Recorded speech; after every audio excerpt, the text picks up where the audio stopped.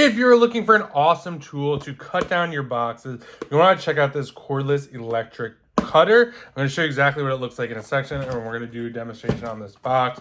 So just a quick things right here. So you're going to get the 1/4 electric color. You're going to get an extra blade, you get a charging cable, and you get an instruction manual. You cut up to 6 milliliters.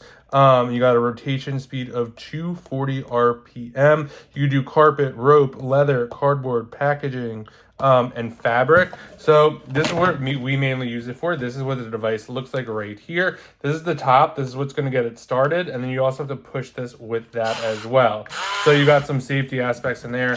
So if I want to cut this box just like that, it would just go through really quickly, just like that. You could easily break down boxes. You don't have to worry about ripping them with tape or anything like that. You could literally just use this instead. Just cut it down really easily.